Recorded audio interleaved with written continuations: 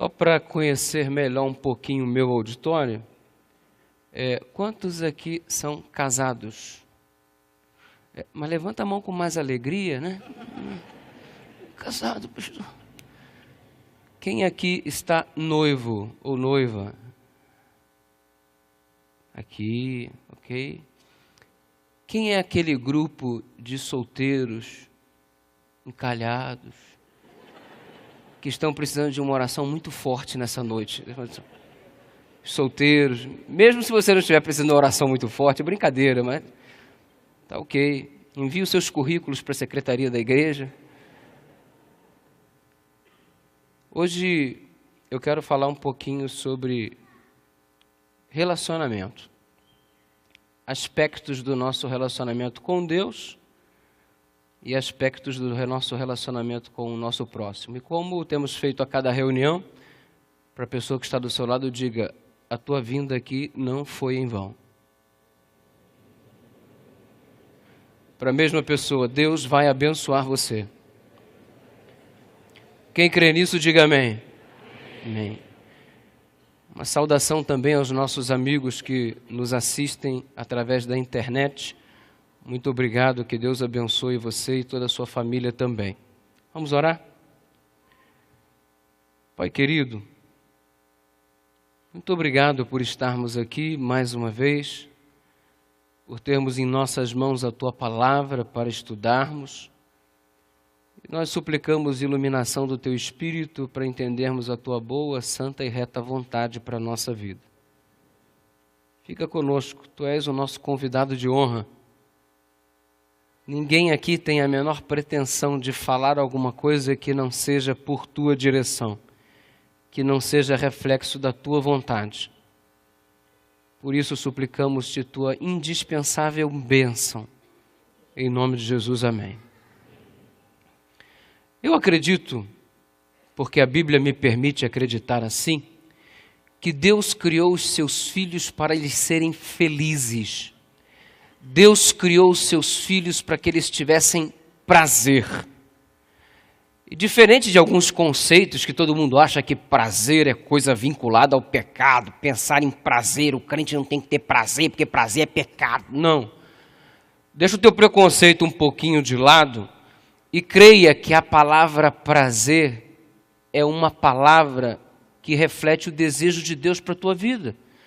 Deus quer que você tenha prazer, mas um prazer genuíno, um prazer verdadeiro, um prazer que verdadeiramente lhe trará satisfação, felicidade. Eu quero começar falando e vou falar em nome de Jesus. Eu quero começar falando nessa noite para vocês sobre pelo menos 3 fontes de prazer que eu percebo na palavra de Deus.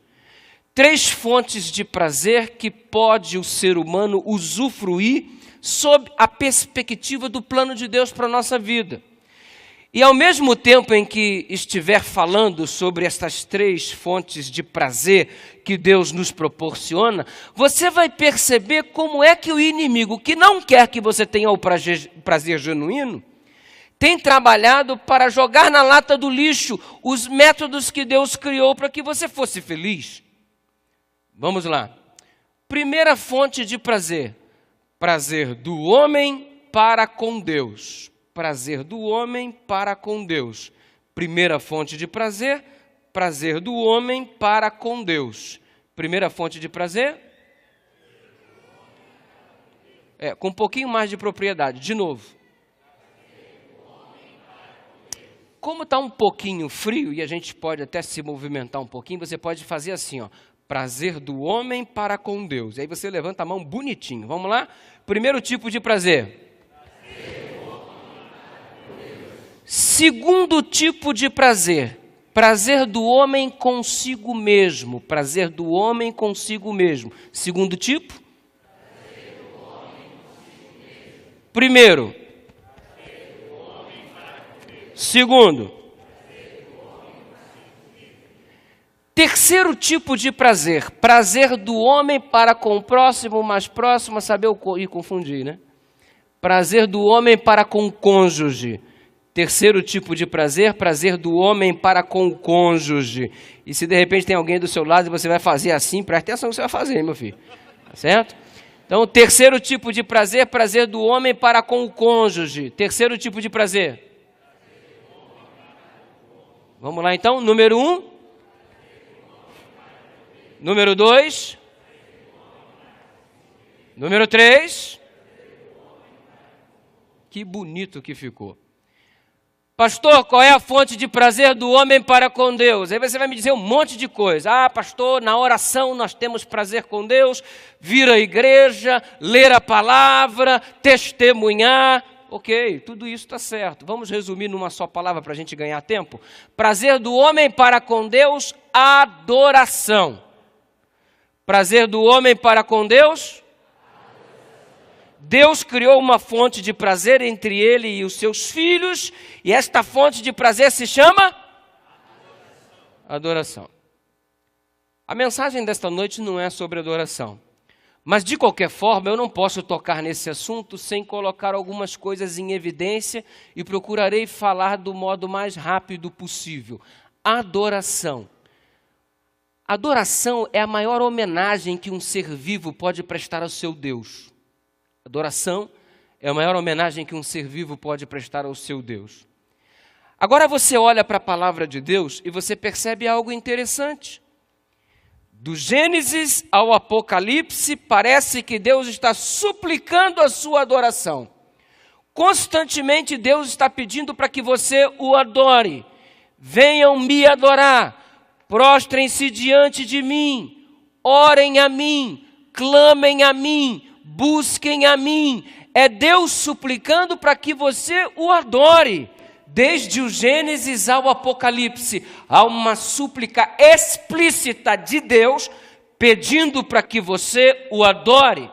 E se você for racionalizar o negócio de um modo bem humano, você vai dizer assim, nossa, tadinho, Deus deve ser tão, coitado, tão carente, pedindo tanto que o adore, que o clame, que cante a Ele, que ore a Ele. Aí a gente acaba acreditando que adorar a Deus é um favor que a gente faz. Quando eu oro a Ele, que privilégio dEle estar recebendo a minha oração. Quando eu canto a Ele, que privilégio dEle, eu estou cantando para Ele. Quando eu busco, que privilégio dEle, eu o busco.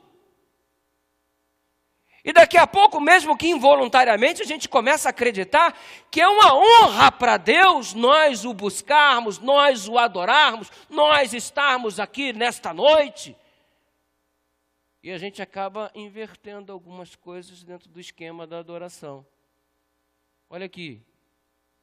Deus te pede que você ore a Ele? Pede. Deus pede que você o busque? Pede. Deus pede que você se humilhe a Ele? Pede. Deus pede que você cante louvores a Ele? Pede. Deus suplica que você o busque cotidianamente? Sim. Mas Ele não precisa. Ele não precisa de mim, Ele não precisa de você para nada. Ele não pede minha adoração porque Ele é carente, necessitado, precisa ter o seu ego massageado. Ele não precisa. Quer você o adore ou não, Ele é Deus. Quer você o adore ou não, Ele continua sendo onipotente. Quer você o adore ou não, Ele é onisciente. Quer você o adore ou não, Ele é onipresente. Onipotência, onisciência, onipresença, grandiosidade de Deus. Ele não depende de nós para sermos o que Ele é. Por que Ele pede tanto que eu o adore, se Ele não é esse coitadinho? Se Ele não é esse carente? Ele pede que eu o adore, porque quando eu o adoro, o beneficiado na história sou eu. Ele se põe à minha disposição para ser adorado, não porque ele vá ser beneficiado pela adoração que eu faço, mas porque ele quer abençoar a minha vida e permite que você o adore para que você, tão somente você, seja o indivíduo privilegiado na história. Quando nós adoramos a Deus, nós é quem ganhamos, é o nosso vazio que é preenchido, é a paz que é restaurada, é o peso dos ombros que é retirado, é a alma que canta aliviada na presença do Senhor, porque quando nós o adoramos, nós somos beneficiados. E olha para você, vem aqui como se estivesse fazendo um favor para Deus. Faz as coisas para Deus como se ele fosse o beneficiado e você estivesse fazendo um favor para Ele. Ele é quem faz um grande favor ao se colocar à tua disposição para que você o adore. Porque abençoado é você, porque com ou sem a tua adoração, Ele continua sendo o Deus maravilhoso que é. Então, em nome de Jesus, eu já começo te dizendo uma coisa nessa noite. Para de fazer jogo duro com Deus. Para de achar que é Ele que é o necessitado na história. Ele sem você é Deus, você sem Ele é nada. Então é privilégio nosso adorá-lo. Uma outra coisa sobre adoração. Quando eu olho para a Bíblia, eu percebo a presença de vários adoradores fiéis e gente também que não era referência de adoração. E tem um adorador em especial que me chama a atenção, o nome dele é Abraão. No capítulo 22 do livro de Gênesis, mas não é o texto que a gente vai ler agora, estou só de passagem. No capítulo 22 do livro de Gênesis, Deus virou para Abraão e lhe disse: Abraão, meu filho. Pois não, Senhor. Agora eu quero que tu apanhes o teu filho, o teu único filho a quem tu amas, e vai até o alto do Monte Moriá. Vai ao Monte Moriá, na verdade o Moriá é uma cordilheira, e eu te mostrarei uma daquelas montanhas sobre a qual você sacrificará o teu próprio filho, o teu único filho a quem tu amas. Foi a caminhada mais difícil da vida de Abraão. Quando ele chega no pé do monte, ele vira para os seus serviçais e diz assim: fiquem aqui, eu e o rapaz subiremos e, havendo adorado, voltaremos para junto de vós. Ah, pastor, Abraão foi matar o próprio filho. Não foi. A Bíblia diz que ele foi adorar a Deus. Na adoração, Deus pediu a entrega do filho, o sacrifício do filho. Você acha que isso foi fácil para Abraão? Claro que não, foi a caminhada mais difícil da vida dele, mas ele tinha uma convicção, a prioridade de sua vida era adorar a Deus.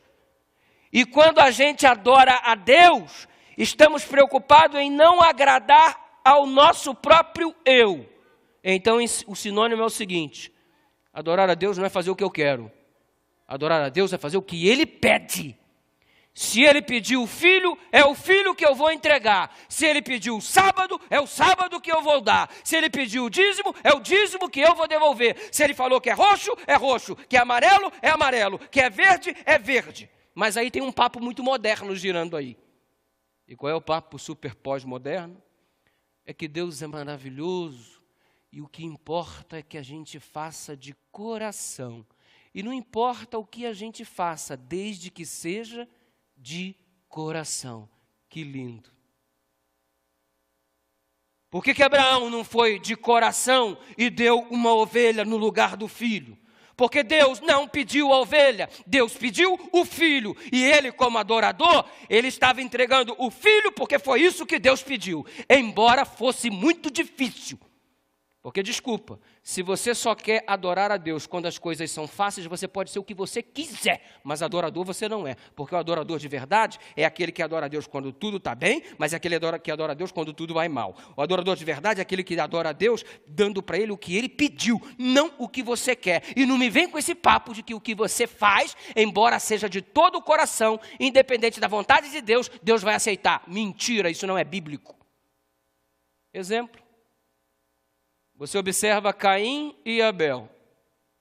Deus convidou ambos para adorá-lo. Não porque Deus precisava, mas para que Caim e Abel fossem plenamente preenchidos. A adoração tinha que ser feita por intermédio do cordeiro. Abel foi lá, ofereceu o cordeiro em holocausto porque Deus pediu o cordeiro. Caim, em contrapartida, deve ter raciocinado. Caim já era da geração diferente. E aí Caim deve ter pensado, mas Deus é muito legal, Deus é muito 10, Deus compreende tudo, Deus sabe do meu coração. Tadinha da ovelhinha, eu vou matar aquele bichinho tão simpático, tão inofensivo, não vou fazer isso não, é sangue desnecessário. Deus vai entender. Quer saber de uma coisa? Tive uma ideia, eu vou fazer um cesto bem bonitão, com produtos da terra, hortifruti granjeiros. Abel levou o cordeiro, eu vou levar o hortifruti granjeiro, e eu vou fazer aqui um cesto bonitão, eu vou colocar aqui uma galinha feita de abacaxi, vou espetar um monte de ovinhos de codorna, eu vou pegar a melancia, vou fazer uma cesta toda decorada com os cortes super especiais e uma melancia ornamentada, eu vou colocar um monte de folhas de couve, eu vou colocar um monte de folhas de alface, eu vou colocar os morangos para enfeitar, e até o lixo do jiló ele ia colocar lá. Meu Deus do céu, quem merece jiló, gente? E ele fez uma cesta bonitona. Aí veio com a cesta, Senhor, olha o que eu trouxe para o Senhor, de coração. A Bíblia diz que Deus aceitou a oferta de Abel, mas a oferta de Caim rejeitou. Mas não era de coração. É de coração, mas não é o que Deus pediu, então não adianta. Ei, quer saber de uma coisa? Adorar a Deus de verdade é fazer o que Ele pede, não é o que eu quero. Eu sei que você acha muita coisa. Pastor, eu acho isso. Pastor, eu acho... Desculpa, problema é teu o que você acha. Para adorar a Deus de verdade não é o que você acha, é o que Ele pede. Caso contrário, pode ser o que for, mas adoração não é. Adoração é o que Ele pediu. E sabe por que essa igreja é a igreja de Deus? Porque nós fazemos o que Ele pede. No dia que essa igreja parar de fazer o que está escrito e começar a fazer o que o irmão achou, o que o fulano achou, o que o outro pensou, isso aqui vai deixar de ser igreja de Deus e vai ser igreja do fulano, do ciclano e do bertano. Mas como aqui se faz o que diz a palavra, essa aqui é a casa do Senhor. Então não é o que você quer. E não é também só quando é fácil. O adorador é o adorador quando as coisas estão fáceis, quando as coisas estão difíceis, quando faz o que é fácil, quando faz o que é difícil, quando faz quando está bom, quando faz quando está ruim. E é o que Deus pediu, não é o que você acha, não é o que você quer. Assim diz o Senhor. E a questão da adoração é fundamental porque, na verdade, ela vai determinar o salvo do perdido. Porque quem é que vai estar salvo? O verdadeiro adorador. E quem estará perdido? Quem não foi adorador de Deus ou quem foi um falso adorador. E muita gente, pretensamente sendo adorador, dirá naquele dia, mas Senhor, em Teu nome nós não expulsamos demônios, em Teu nome não fizemos curas, maravilhas. E Deus então lhes dirá abertamente, apartai-vos de mim porque eu não vos conheço. A adoração é o elemento que vai determinar o salvo do perdido, irmãos. Basta olhar a tríplice mensagem angélica em Apocalipse 14. Temei a Deus e dai-lhe glória, porque vinda é a hora do seu juízo. E adorai, adorai, aquele que fez os céus, a terra, o mar e tudo que nele há. Nós adoramos a Deus todos os dias e temos um dia especial para adorá-lo como Criador dos céus, da terra, do mar e tudo que nele há. Percebe como é que as coisas se encaixam? Percebe como a Bíblia é tão clara? E olha você querendo viver uma vida cristã em cima do que você acha. Olha você querendo viver uma vida cristã em cima das suas opiniões. Não é a tua opinião, amigão. É a palavra de Deus. Ela é a nossa regra de fé e prática. E louvado seja o nome do Senhor por isso. Porque a tua opinião não me preenche, a tua opinião não me transforma, mas a opinião de Deus me preenche, me transforma e me põe numa situação de nova criatura mediante sua presença. Louvado seja o nome do Senhor por isso. Agora o que o diabo fez? Para que você não sinta prazer entre você e Deus nesse processo maravilhoso denominado adoração, ele veio e torceu tudo. Adora a Deus do teu jeito. O importante é você fazer de coração. Aí ele pediu sábado, se você guardar a sexta de coração, o domingo de coração. Aí ele pediu cordeiro, traz uma fruta desde que seja de coração. Não importa, não importa, não importa, o importante é de coração. A Bíblia diz que o coração é enganoso. Ele não é padrão para determinar o que é certo e o que é errado. O padrão que determina o que é certo e errado é a palavra de Deus. E bendito seja o nome do Senhor por isso.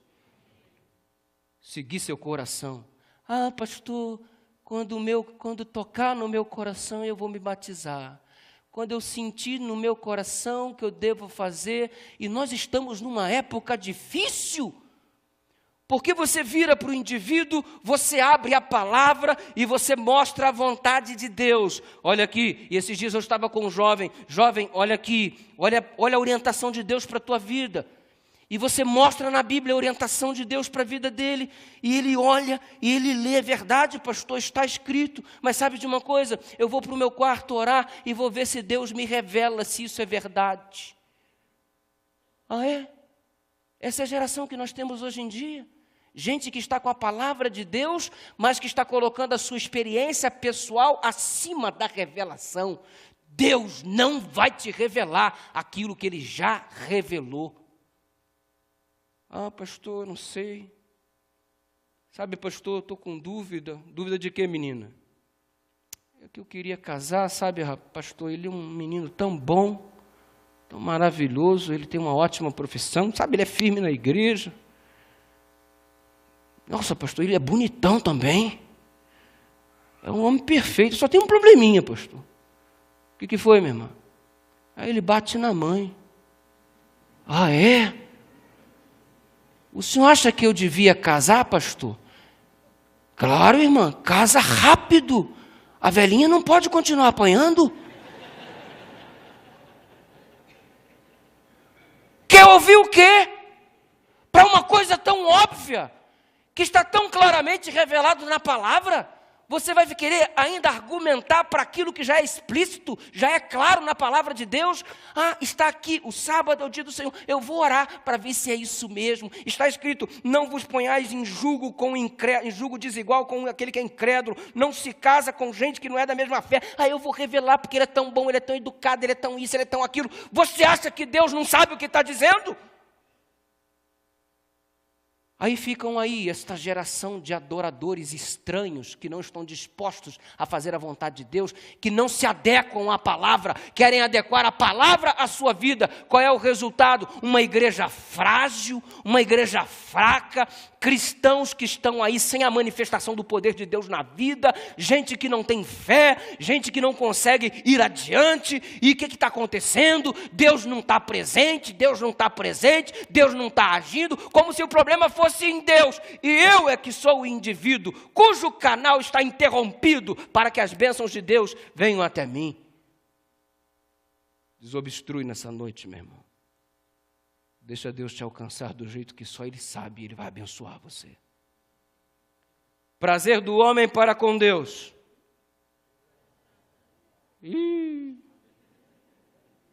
Prazer do homem para com Deus. Prazer do homem para consigo mesmo.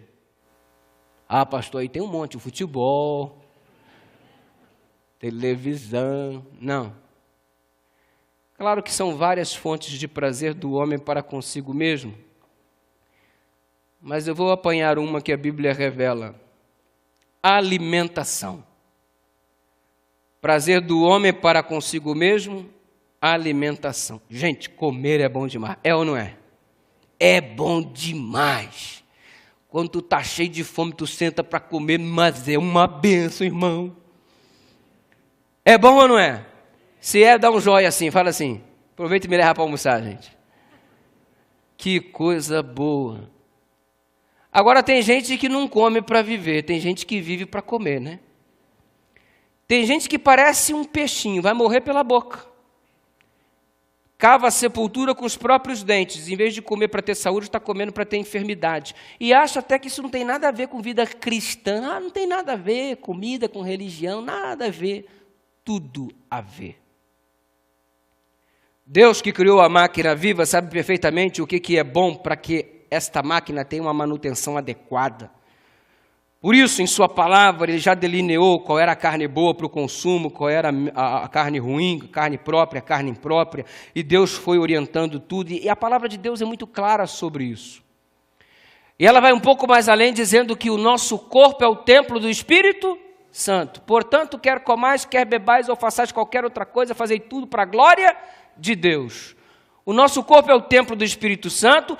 Eu como e bebo para a glória de Deus. Por quê? Porque o meu corpo é o templo do Espírito Santo, não é uma lata de lixo. Presta atenção o que você anda jogando dentro do teu organismo. Esse organismo é templo do Espírito Santo, não é uma lata de lixo. Cuide dele com um pouco mais de respeito. Viva se alimentando para ter saúde, não para ter enfermidade.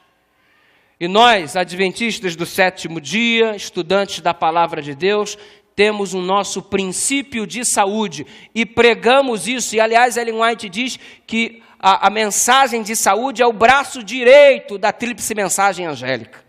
E essa igreja é uma igreja bacana, porque tem um monte de movimentos aí pró-saúde, tem uns cursos que estão sendo oferecidos, eu vi os folders aí para não engordar, e aquela coisa toda, cuidar da saúde. Que legal, tem curso de culinária, cozinha melhor, para ter mais saúde. Que coisa linda. Por quê? Porque quando nós temos saúde, nós entendemos melhor a palavra de Deus, os planos de Deus, e como é que é a tua vida sem saúde? Você não pode usufruir das coisas boas que estão ao seu redor, você não pode nem usufruir da tua própria família porque você não tem saúde. E qual é o nosso princípio de saúde? Nós temos um princípio.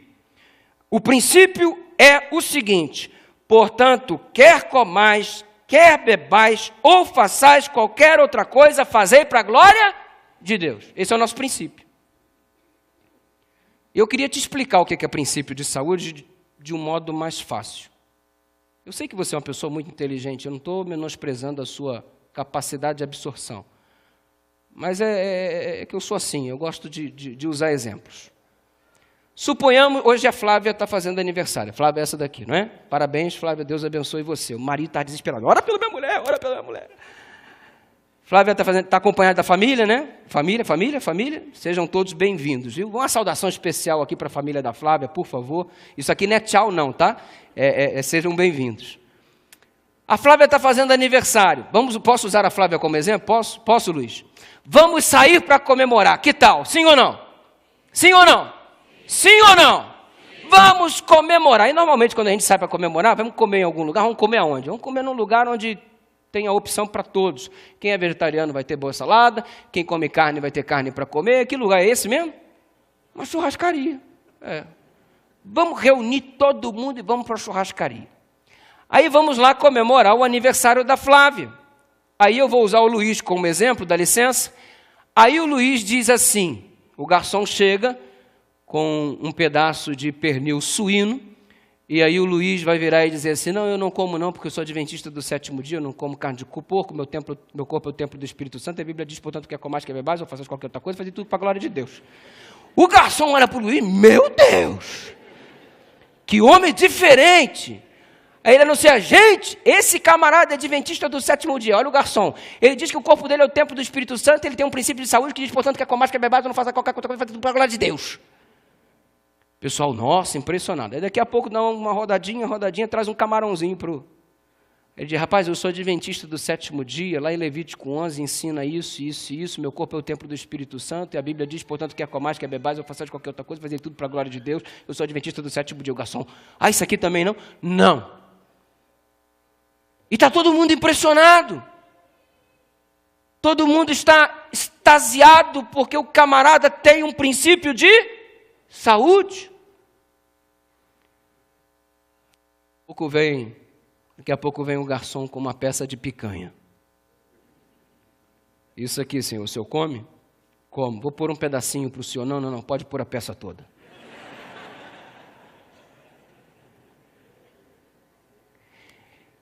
Não come um pedacinho de carne de porco porque é pecado. Agora come o boi inteiro e palito o dente com chifre, e aí não é pecado. Pecou do mesmo jeito. Por que pecou do mesmo jeito?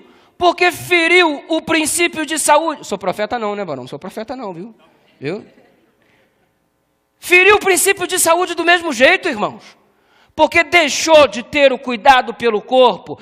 Porque cuidou do corpo quando não queria comer um alimento imundo, mas não cuidou do corpo quando comeu em demasia. Errou do mesmo jeito. Isso é princípio de saúde. E sabe, eu fico pensando, olha, reforma de saúde não vai salvar ninguém. Não foi uma cenoura que morreu por você na cruz do Calvário. Não foi uma alface que morreu por você na cruz do Calvário. Para com essa coisa de que reforma de saúde vai salvar as pessoas. Reforma de saúde não salva ninguém. Mas eu vou te dizer uma coisa. Pode deixar muita gente de fora. Por quê? Porque eu preciso ter saúde para entender o plano da salvação. Se eu não faço uma reforma de saúde, se eu não tenho saúde, se eu não cuido do meu corpo, eu posso me perder por não compreender bem o plano da salvação. Porque você sabe que quando o corpo está são, a mente fica sã. Cuida do teu corpo, primeiro, porque ele não te pertence. Deus te emprestou e quando ele voltar, você vai ter que dar conta.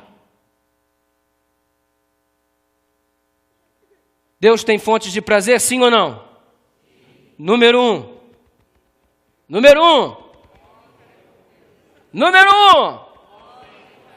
Não, gagueja não, fica feio. Número um.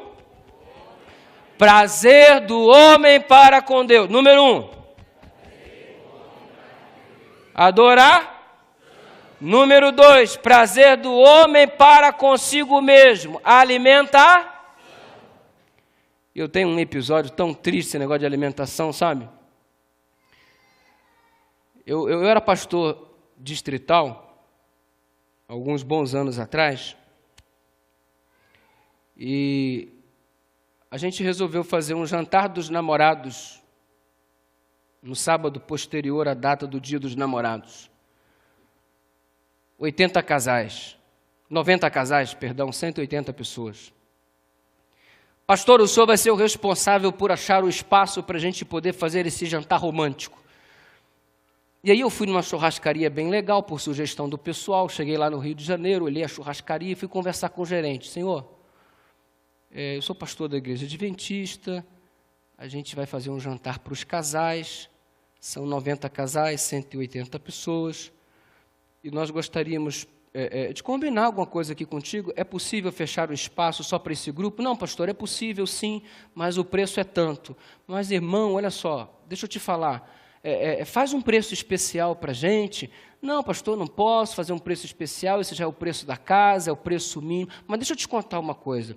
Eu não sei se você conhece a igreja adventista, o pessoal da igreja adventista ele tem um cuidado muito bom com a alimentação. À noite, inclusive, eles quase não comem nada.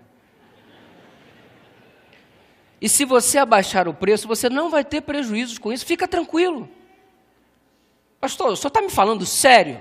Não, eu estou te falando sério, olha só, a nossa filosofia de saúde é a seguinte, e falei, portanto, quer comais, quer bebais, fazer outra coisa, fazer tudo para a glória de Deus, aquela coisa toda. A gente evita muito o alimento carne, come o mínimo possível e tal. Não é que é pecado comer carne, mas uma vez que não faz muito bem, então você é uma churrascaria, mas pode reforçar bastante a salada, que carne o pessoal não vai pegar pesado. Ele virou para mim e disse, pastor, o senhor tem certeza do que o senhor está falando? Eu falei, absoluta, eu conheço o meu povo. O dia do jantar dos namorados chegou, aquela fila se formou, fizemos um arquinho bonito de coração para o pessoal passar dentro, um violino tocando, jantarzinho, uma luz de vela, programinha romântico, troca bombonzinho, bilhetinho, nhenhenhen. Daqui a pouco alguém desesperado diz assim, pastor, nós não vamos comer não? Aí eu, sujou. Aí eu olhei para o garçom, deram ok. Eu falei, gente, está liberado. Mas foi uma corrida. Os homens deixaram o romantismo de lado, as mulheres ficaram para trás e correram lá para o buffet e começaram a acumular carne. E o que me assustou de verdade foi uma irmã que pegou 2 pratos de uma vez e ela não fez um prato, ela fez 2 montanhas. E a dificuldade para ela administrar o Everest dela era o seguinte, porque ela já havia ocupado todos os espaços do prato e estava tentando equilibrar um ovo de codorna na ponta. Só que não ficava, ele rolava e caía, e ela botava, rolava, caía, e ela estava naquela dificuldade. E ela veio e se assentou próximo a mim com os 2 pratos dela. Eu, nossa, que coisa impressionante, eu vou estar com apetite, hein, irmã? Mas o pior não foi isso. O pior foi quando ela abriu a bolsa e sacou uma Tupperware. E o prato só de carne, ela foi colocando as carnes dentro do recipiente, tampou e pôs na bolsa. E eu virei para ela e disse, o que você está fazendo? E ela falou, eu estou garantindo a semana, pastor. E nessa altura, o gerente estava desesperado à minha procura. E finalmente ele me achou e disse, pastor, o teu povo não fuma, o teu povo não bebe, mas ô raça para comer. Come igual traça. Nunca mais me venha com aquela conversa de que essa gente tem uma filosofia de saúde. Irmãos, eu fiquei arrasado. Pensa num pastor que não conhece o rebanho. No dia seguinte, eu tinha que fazer uma visita a um dos oficiais da igreja, porque ele iria junto comigo visitar um candidato para ser batizado. Bati na porta do camarada e lá vem ele, depois de muito tempo, me fazendo esperar, abrindo a porta com muita dificuldade. Ai, pastor! O que foi, meu irmão? Estou passando mal. Por que você está passando mal? Eu comi demais ontem à noite, pastor. Vem cá, eu não sei nem se eu posso ir na visita, entra aqui para orar por mim. Irmão, não vou orar por você, não. Se eu orar por você, eu vou pedir para Deus te matar. Porque você é um estorvo para a obra de Deus. Pastor, o que é isso? Você come igual um animal e depois quer que Deus venha ter misericórdia de você pela bobagem que você está fazendo? Muda de vida, meu irmão. E sabe de uma coisa? Como é que nós estamos tratando o nosso corpo? Você acha que isso não tem nada a ver com religião? Deus te deu alimentação para ser uma fonte de prazer. Você está usando a mesma como uma fonte de enfermidades. Pensa um pouco. O diabo colocou aí, não tenhas por imundo que Deus purificou, torceu o texto bíblico, pode comer o que você quiser, desde que você ore, coma, e ainda vem com a conversa, você já não bebe, você já não fuma, você não vai pegar mulher de ninguém, então usufrua aí o que você quiser, come, pelo menos come a alegria que você tem. Queridos, fonte de prazer entre o homem e Deus, adorar. Fonte de prazer entre o homem e ele mesmo, alimentar. Fonte de prazer do homem para com o cônjuge, fala. Não, mas fala com força. Está com medo de falar? Se tem medo de falar sexo, fala diferente, fala sexo. O pastor Fernando está te ouvindo aqui, não vou falar sexo aqui, o pastor Fernando está me ouvindo. Fala sexo e dá uma disfarçada, né? Fonte de prazer do homem para com o cônjuge. Não. Eu sei que você gosta. Solteiro não precisa falar, não. Fonte de prazer entre o homem e o cônjuge. Ô Luiz, está animado hoje, hein? Ela faz aniversário, mas você que quer presente.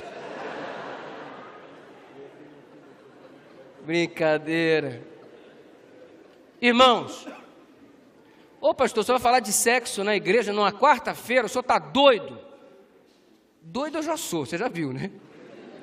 Primeira vez que eu encontro com o pastor Fernando nos corredores da Novo Tempo, ele olhou para mim, eu cumprimentei a pessoa famosa, eu olhei para ele, pastor Fernando, ele ficou olhando assim para mim, você é aquele pastor doidinho. Mas Deus usa as coisas loucas também, né, pastor? Sexo. Já reparou que no nosso mundo tudo gira em torno de sexo? Tudo é sexo. Propaganda de calça jeans. A última coisa que você vê é a calça jeans. Outro dia eu atravessava a ponte Rio-Niterói e estou olhando lá a propaganda Azulejos Eliana. Estava a Eliana com um biquininho e um azulejinho do lado assim. Mas o que o azulejo tem a ver com mulher seminua? O que calça jeans tem a ver com mulher seminua? Há um tempo desse no Rio de Janeiro, eu não sei se foi uma ideia de caráter coletivo, mandaram embora todos os homens que trabalhavam como frentistas nos postos e as mulheres passaram a ser a serem frentistas nos postos do Rio de Janeiro, e abastecer se tornou uma provação, porque você chegava para abastecer o carro, a menina estava seminua, um topzinho pequenininho, um shortinho pequenininho, e ela virava para você: vai encher o tanque, Senhor? Minha mulher do lado: não olha não, meu filho, enche aí, vai, pelo amor de Deus. Como é que pode? Tudo gira em torno de sexo. O filme só faz sucesso se tiver cenas eróticas, cenas sensuais. Hoje a mulher top da sociedade, a mulher que faz sucesso, ela não é caracterizada como uma mulher de sucesso por aquilo que ela pensa. Ela é caracterizada pelos diâmetros do seu corpo, pela metragem do seu corpo, pelas características do seu corpo. A mulher que está na mídia é a mulher que sexualmente ela é aceitável dentro dos parâmetros que estão colocando por aí. O corpo determina a qualidade da mulher. E ela hoje se transformou em apenas um objeto sexual. Tudo gira em torno de sexo. E o que é a mulher? Um objeto sexual. Quem é o homem de verdade? O homem de verdade na sociedade que nós vivemos é o homem que vem e apanha. Eu vou falar na linguagem jovem, desculpa. É o homem que pega um monte de mulher. Fui para a balada esse fim de semana, peguei um monte. Esse é homem, ó, homem. Você olha para a palavra de Deus, a perspectiva é diferente. O homem de verdade não é aquele que pega um monte de mulher. O homem de verdade não é aquele que conquista um monte de mulher. O homem de verdade é aquele que consegue conquistar a mesma mulher todo dia. Esse é o homem de verdade. Aí, estamos aí sob uma influência maléfica do conceito mundano quanto à sexualidade e sexo. Resultado, a mulher tem sido tratada como um objeto descartável. O importante é pegar, usar e jogar fora. E não é que essa maldição se repete no meio da juventude? Porque a onda é pegar uma aqui, largar, pegar outra ali, largar. Vamos ficar, fica aqui, fica ali, fica lá, fica colar. O que é a mulher? Um objeto descartável que usa e joga fora? É uma propriedade pública que todo mundo pode usar? Olha, me desculpa a minha franqueza, mulher querida. Se você esperar que um homem lhe dê valor, você vai morrer sem valor, porque o homem não vale nada. Mas quem deve dar valor a você é você mesmo. Se você não se valoriza, desculpa, ninguém vai valorizar você. E quanto ao que diz Ellen White a respeito disso, muito simples, Lar Adventista, página 85. Não é pecado de pequena magnitude aos olhos de Deus brincar com o coração das pessoas. Então tu brinca de ficar com um, tu brinca de ficar com outro, tu brinca de ficar com outro, e aí você acha que está praticando a vontade de Deus, ou você está sendo um instrumento do diabo dentro da própria igreja? Aliás, a gente observa o que diz a Bíblia: o que Deus uniu, o homem não separa. Mas aí vem a pergunta: quem foi que disse que todo casamento foi Deus que uniu? E Ellen White novamente aparece dizendo no Lar Adventista: o diabo está trabalhando para unir jovens inexperientes e imaturos. Por quê? Porque se ele consegue consolidar dentro desta igreja algumas famílias problemáticas, sabe o que vai acontecer? Essa igreja terá dificuldades para o crescimento. E quando é que você começa a trabalhar bem para ter um bom casamento? Na sua época de namoro.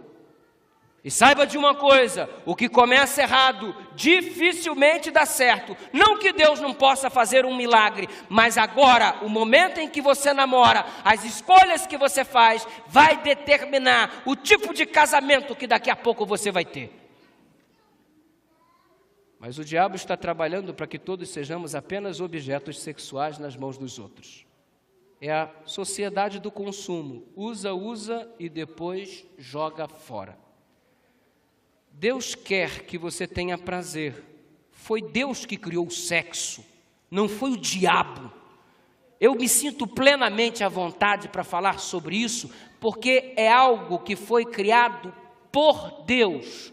Está sendo manipulado pelas trevas, está sendo mal direcionado pelas trevas, mas o sexo é uma bênção criada por Deus e expresso na sua palavra. Mas esta bênção mal utilizada, está sendo transformado na vida de muitos em uma verdadeira maldição. E o que deveria ser uma fonte genuína de prazer, se transforma em uma fonte de maldição. A alimentação, que deveria ser uma fonte genuína de prazer, se transforma em uma maldição. A adoração, que deveria ser uma fonte genuína de prazer, se transforma em frustração. Não estamos sendo felizes, não porque Deus não tenha criado mecanismo para a nossa felicidade, mas porque os mecanismos criados por Deus estão sendo mal administrados. E me desculpa, você não sofre por falta de bênçãos.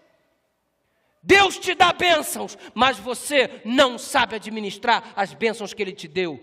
Ele te dá um corpo maravilhoso, e o que você faz com este corpo? Transforma-o em um objeto de promiscuidade. O que deveria ser uma bênção se transforma em uma maldição. Aí me chega um menino do dia desse: pastor, eu queria tanto casar, mas não tem moça aqui na igreja mais para casar. Mas como assim que não tem tanta moça bonita na igreja? Ah, pastor, imagina, pastor. Ah, para mim não dá não. Mas por que não dá, rapaz? Olha só, pastor, imagina o dia do casamento. Venho eu com a fulaninha de tal, por exemplo. Aí eu estou passando no corredor, olho para a rapaziada, só vou ver os comentários. Ih, peguei. Não, peguei também. Não, também peguei. Ih, cara, também peguei. Pastor, passou pela mão de todo mundo, pastor.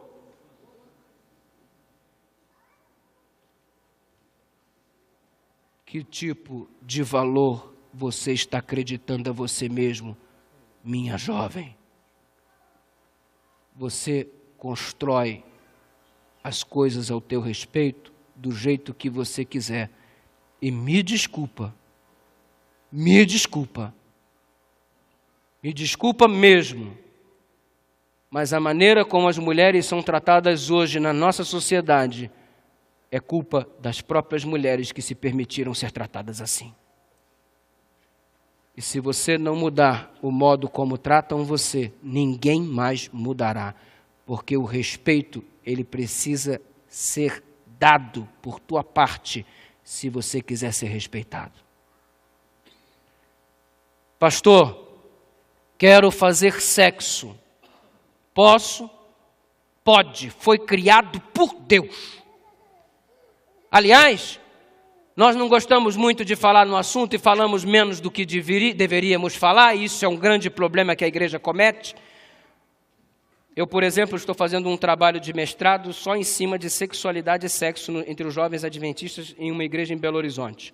Os pais nunca conversaram com ninguém, a realidade dos meus pesquisados. A igreja nunca abordou sobre o assunto. Onde eles aprenderam? Com os amigos na rua, hoje mais modernamente pela internet, e biologicamente o que a escola ensina. O padrão moral que rege a sexualidade, pautado na palavra de Deus, não é pregado. Por quê? Porque a igreja se omite, os pais não falam a respeito e a igreja também não fala. E a fonte de informação, obviamente, não é segundo a vontade de Deus. Sabe o que acontece? Estamos vivendo numa igreja de jovens bonitos, estão bem vestidos, bem assentados, só que ninguém sabe os conflitos sexuais que cada um deles estão vivendo durante a fase do namoro, durante a fase da adolescência, não estão sabendo lidar com os próprios hormônios, com o desenvolvimento do aspecto físico, eles não sabem lidar com isso. E eles não têm liberdade para conversar com os pais, e eles também não têm liberdade para conversar com o pastor, e se sentem sozinhos e isolados, uma presa muito fácil para o diabo fazer o que quiser. Que perigo, irmãos. E ao invés de ajudar, a gente atrapalha. Sabe por que a gente atrapalha? Porque por conta do nosso preconceito a gente não quer abordar o assunto. A gente tem até uma musiquinha na igreja que a gente começa a cantar, ensinando para as criancinhas, né? Cuidado, pezinho, aonde pisa, que o Salvador do céu está olhando para você. Cuidado, pezinho, aonde pisa. Ah, mamãe, Jesus fez o pezinho? Fez o pezinho, filhinha. Cuidado aonde pisa. Cuidado, mãozinha, o que pega. Ah, Jesus fez a mãozinha, mamãe. Fez a mãozinha, fez a cabeça, fez o olho, fez a orelha, fez as pernas, fez os braços. Tudo Jesus fez. Braço se chama braço, perna se chama perna, pé se chama pé, cabeça se chama cabeça, olho se chama olho. Aí quando a criança olha, mamãe, esse negócio aqui no meio das minhas pernas, o que é isso? Menino, para com isso. Esse você está falando. Coisa feia é essa. Quem te ensinou isso? Aí o braço se chama braço, a perna se chama perna, o órgão sexual se chama pintinho. Eu não sei como é que fala por aqui, mas lá no Rio de Janeiro chegam a chamar de barata. Perereca. Aí tu imagina, a menina cresce, barata, meu Deus. Aranha, meu Deus. Aí um dia ela está passando na sala, vê uma barata. Uma barata, barata. Barata, barata, barata, barata. Barata. Percebe como a gente está lidando com a sexualidade? Aí você vem para a palavra de Deus, Gênesis escrito por Deus, Gênesis, Êxodo escrito por Deus, é a palavra de Deus, Levítico escrito por Deus, Números, Deuteronômio, nossa, é a palavra de Deus, maravilha. E você vem Cantares de Salomão, beija-me com o beijo da tua boca, que teus seios são assim, meu Deus, isso aqui não é de Deus não. Foi um acidente ter colocado esse negócio aqui, não é possível. É assim que nós lidamos com a sexualidade. Resultado, nossos jovens estão se perdendo. E o que nós estamos fazendo? Pode fazer sexo? Pode. Está liberado? Está liberado. Fiquem à vontade. Mas, presta atenção no que Deus falou. Gênesis 2, verso 24. Eu vou ler e vocês vão repetir em nome de Jesus. Por isso,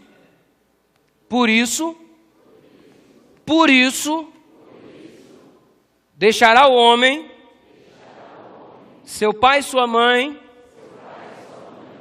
e se unirá à sua mulher, e serão os dois uma só carne. Você conhece isso, né?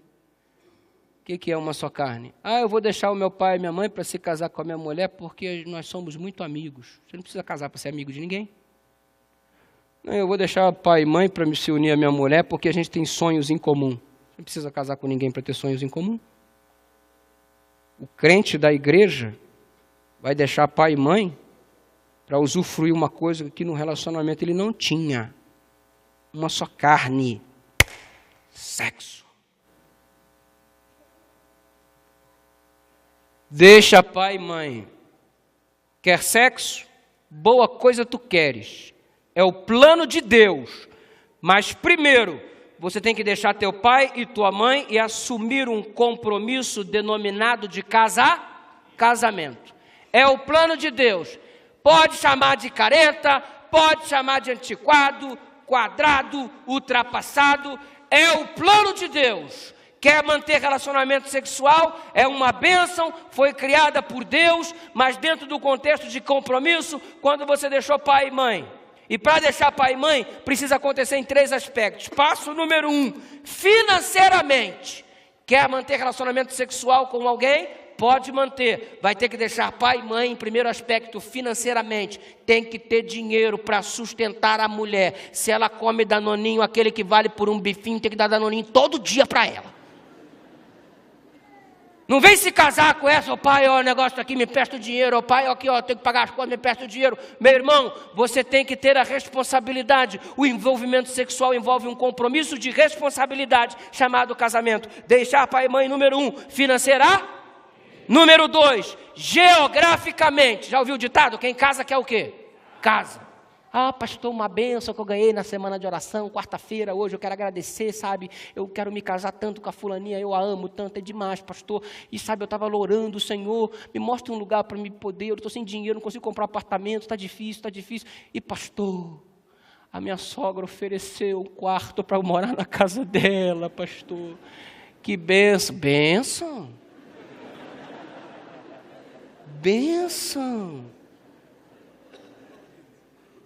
Deixar pai e mãe financeiramente, deixar pai e mãe geográfica, sai da geografia. Não mora muito longe que ela vai de mala para passar 6 meses. Não mora muito perto, senão ela vai tomar café da manhã todo dia na tua casa.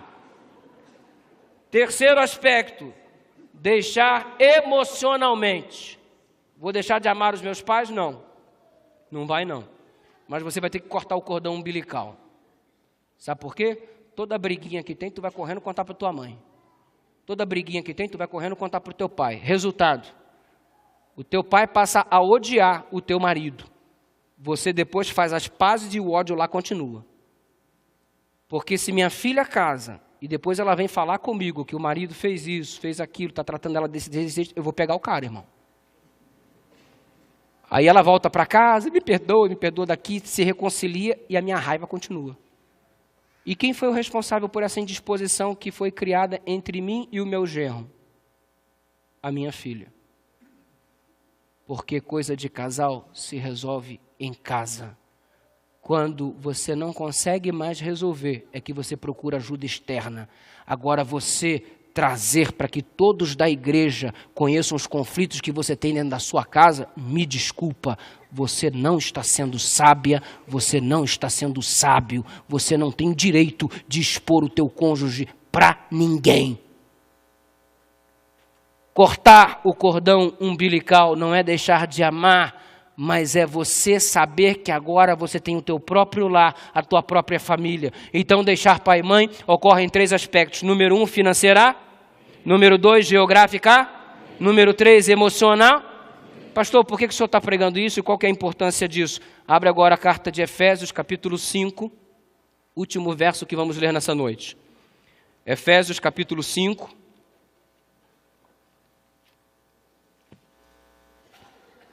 Efésios capítulo 5,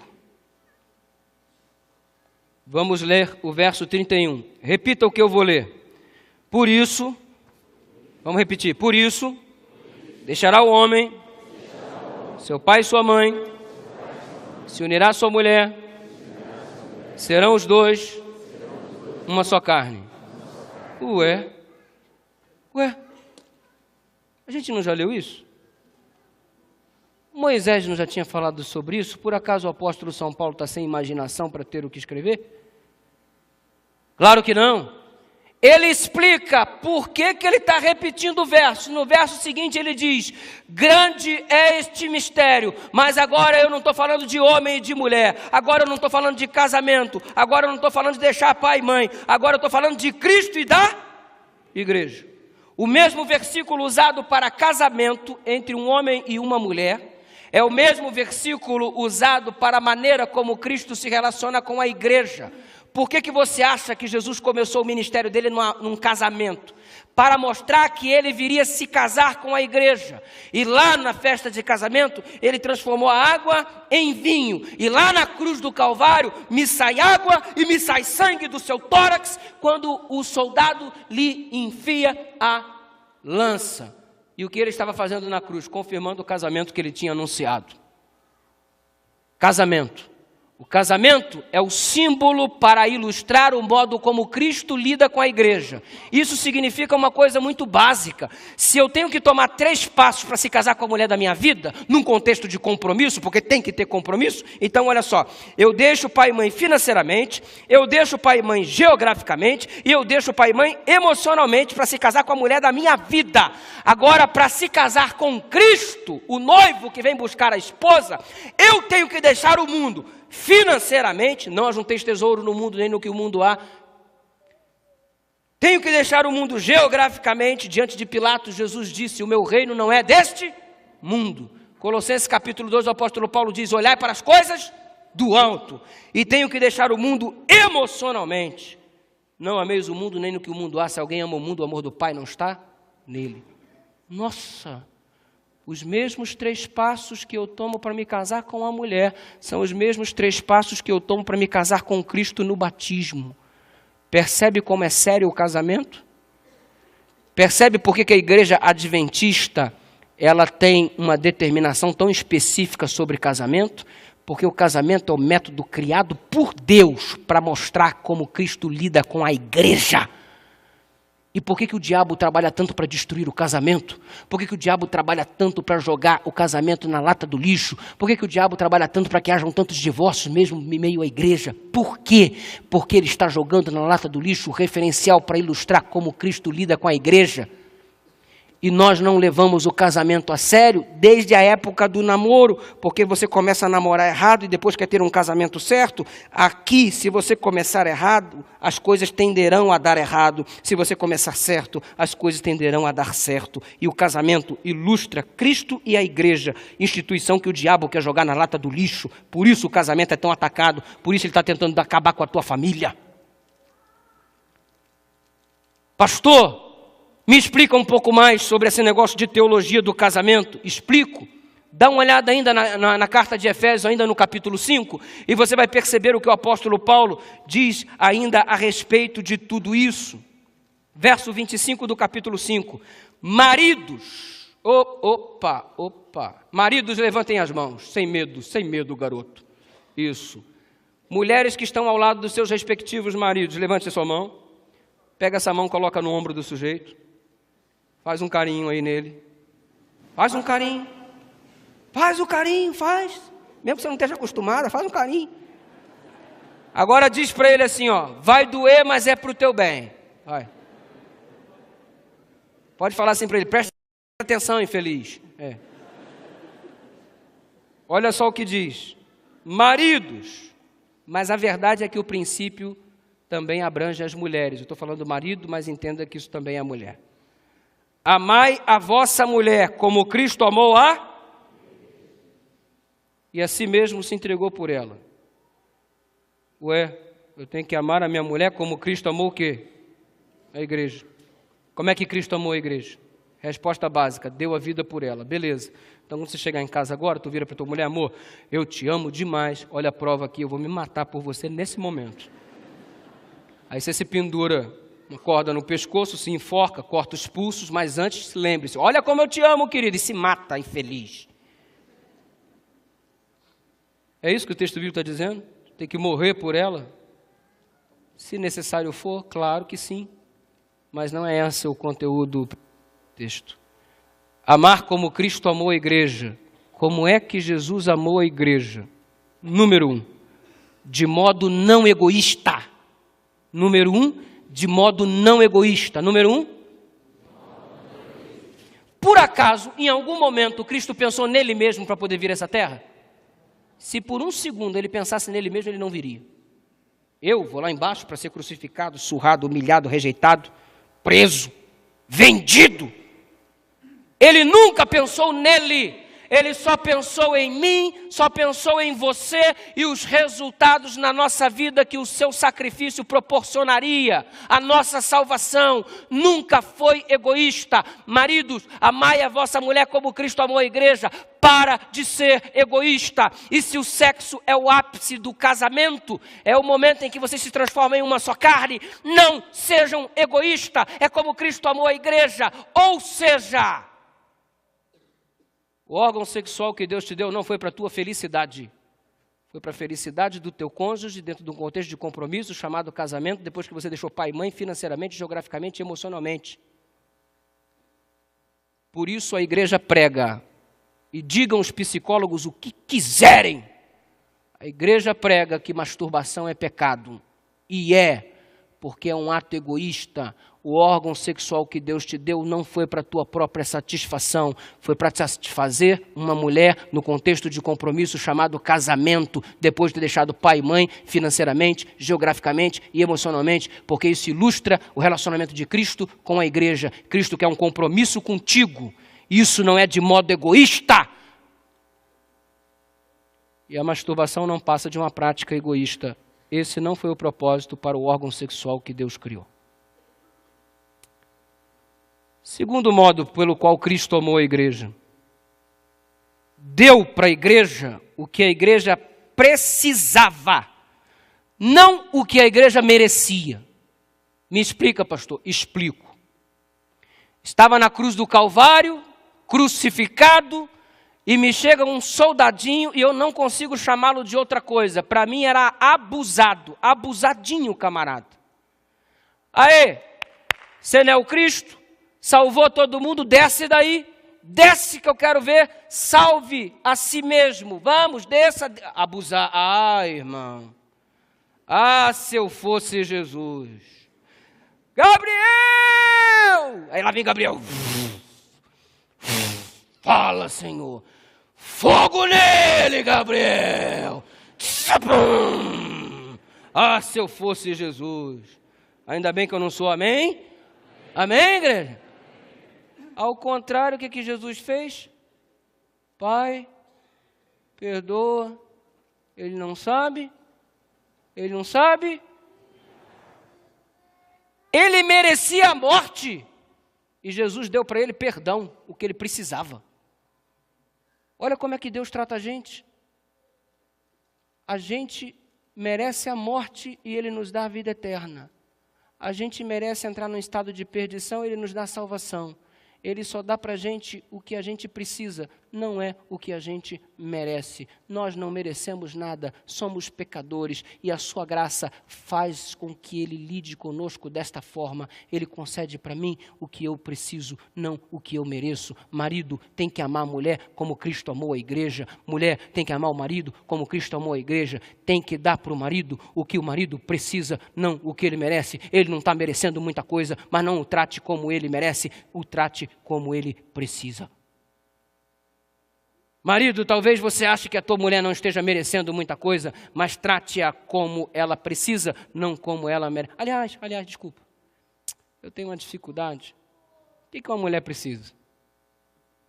Mulher precisa de muito carinho? Né? Desse jeito? Mulher precisa de muito carinho? Muita atenção? Sair em datas especiais para jantar fora?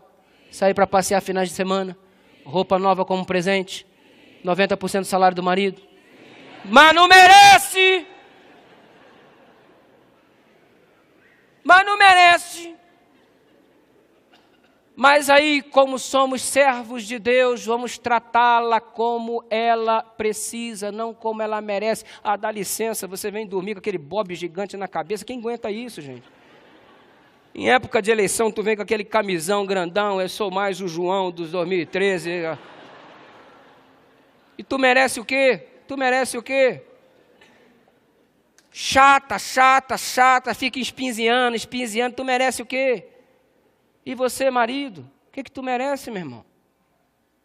Olha o que você se tornou, sua coisa gorda, careca, horrorosa, ronca a noite toda, um bafo que ninguém aguenta. O que tu merece? Tua mulher deve olhar para você de noite e botar a mão na cabeça. Meu Deus, o que eu fiz da minha vida?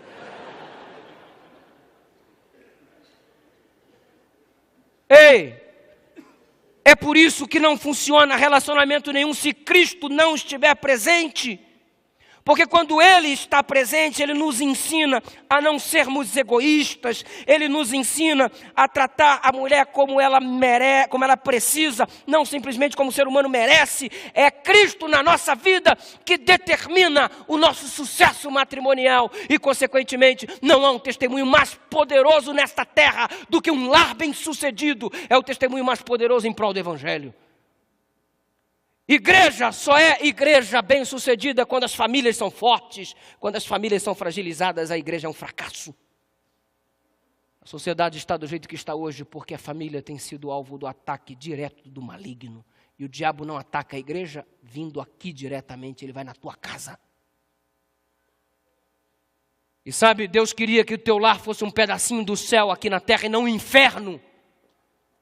Mas hoje é a oportunidade que Deus está te dando de transformar a tua angústia em alegria pela ação poderosa do Espírito Santo. Deus faz milagres na família.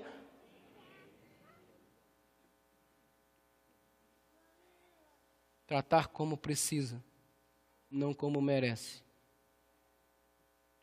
Eu vou encerrar agora e só quero contar uma história. Posso? Sim ou não? Sim. Me dá um joia então. Obrigado. Se você não quiser ouvir, você pode ir embora em nome de Jesus.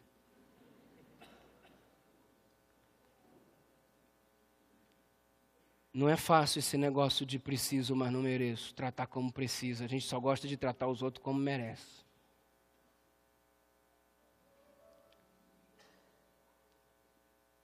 Eu estava fazendo a semana de oração em um estado desse aí. E o ruim dessa semana de oração é que a gente sempre fica longe da esposa. Ela deve estar me assistindo agora. Um grande beijo para você. Saudade, querido. E aí eu combinei, olha, eu vou chegar sábado à noite no aeroporto. O aeroporto lá em Belo Horizonte, que a gente normalmente chega, é o aeroporto de Confins. Fica longe da cidade, uns 40 quilômetros. Confins, parece Confins do mundo. Olha, eu vou chegar no aeroporto aí tal hora, sábado à noite, saudade, saudade, eu também.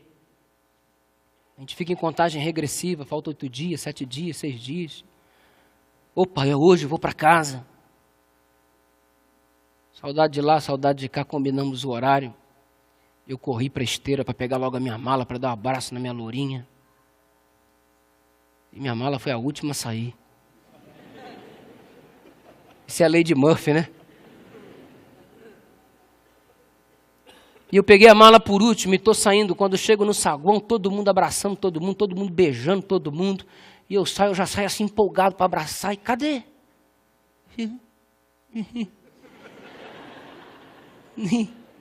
Eu botei a mala no canto, o saguão esvaziou-se, todos foram embora. E eu fiquei ali, mas não estava com saudade? Uma semana. Passaram meia hora, nada dela chegar. Passaram 1 hora, nada dela chegar. Aí eu comecei a exercitar. Dar o que ela precisa, não o que ela merece.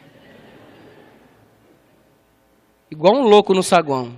Dar o que ela... Me ajuda aí. Dar o que ela precisa, não o que ela merece. Dá força, Jeová. Dar o que ela precisa, não o que ela... 1h30 depois, nada dela chegar. Eu cansei e me assentei sobre a mala, próximo ao ponto dos taxistas. O taxista parava, Senhor, Belo Horizonte? Não. O outro parava, Senhor, Belo Horizonte? Não.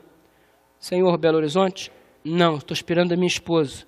O outro vinha, Senhor, Belo Horizonte? Não, estou esperando a minha esposa. O outro, Senhor, Belo Horizonte? Não, estou esperando a minha esposa. Senhor, Belo... Não! Esperando a minha mulher! Daqui a pouco tinha um bolinho de taxista rindo de mim. Tipo assim, bobão, bobão. E eu dar o que ela precisa, não o que ela...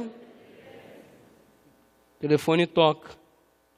2 horas depois. Amor. Oi. Estou um pouquinho atrasada, né? Você tá onde mesmo? Eu estou na delegacia. Delegacia? Não era para estar no aeroporto? O que você está fazendo na delegacia? Sabe o que é? Nós tínhamos um carro muito velho, irmãos.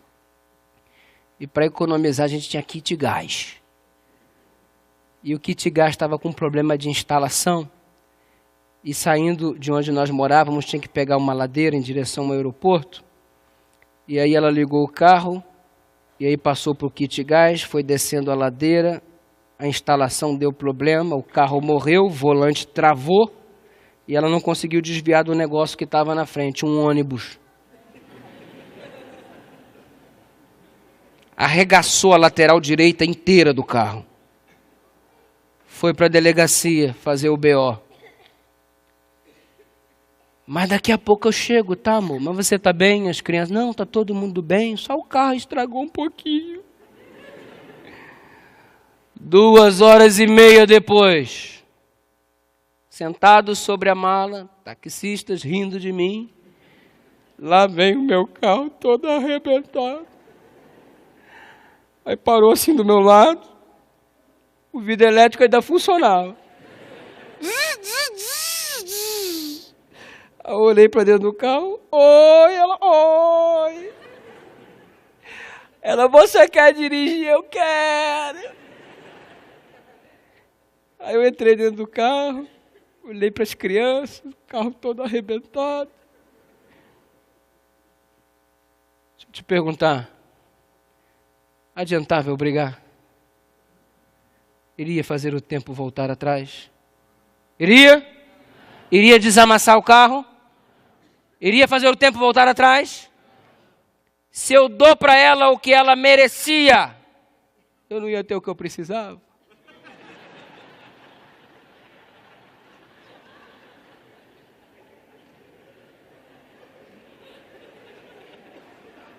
Viu como Jesus tinha razão? Dei um beijinho nela, dei um beijinho nos meus filhos, fui para casa e o resto não te interessa.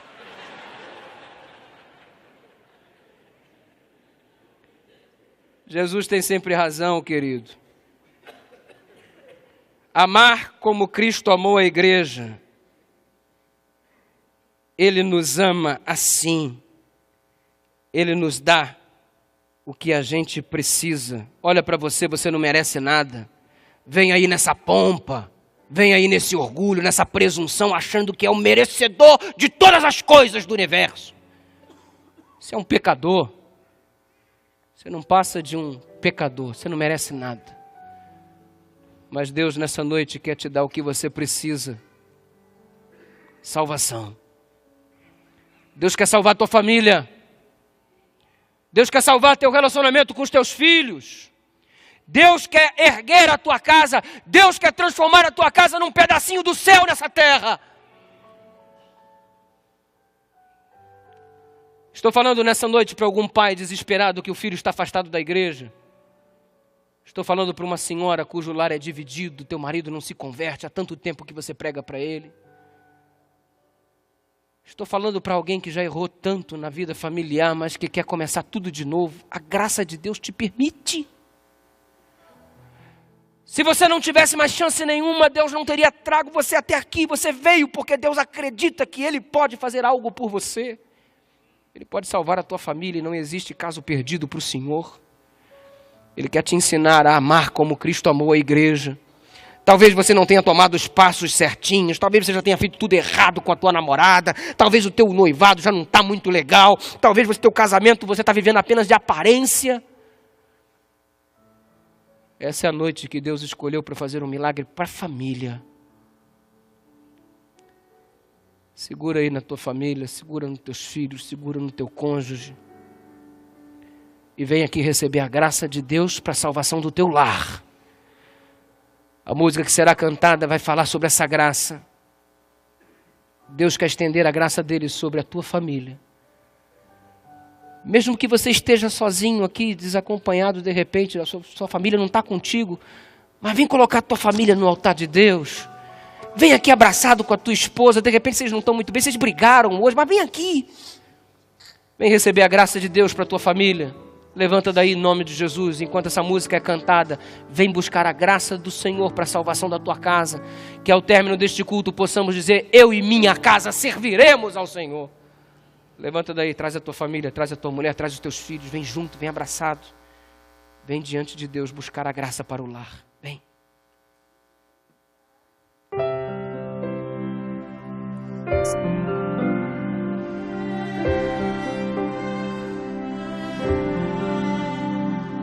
A graça é um ponto de encontro,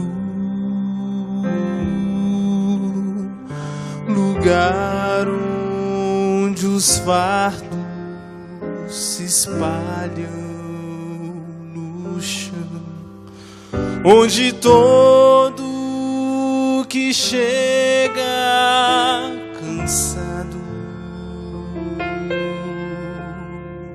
tranquilo, descansa o seu coração. A graça se explica em uma cruz. Lá eu posso entender o que o céu me traduz.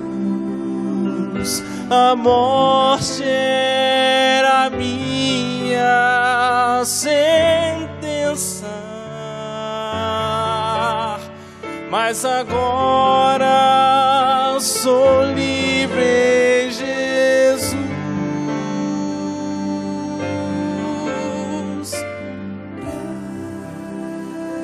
Graça simples assim, perdão se recebe, se aceita, e fim, pecado não se explica, pecado se paga e Cristo pagou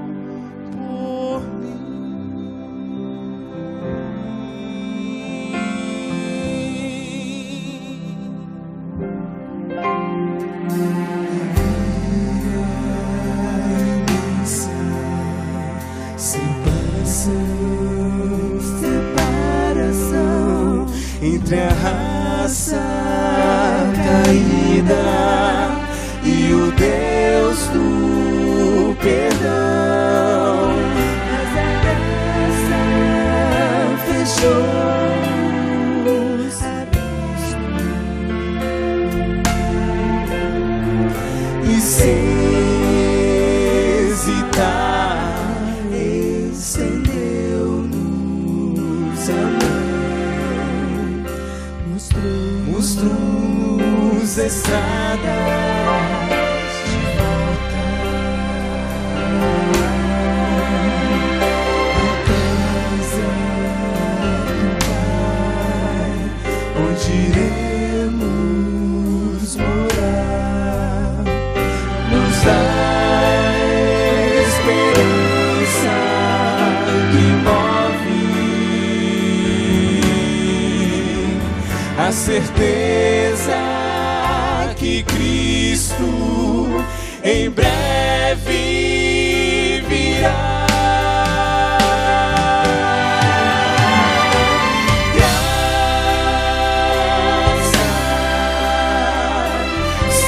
simples assim, perdão se recebe, se aceita.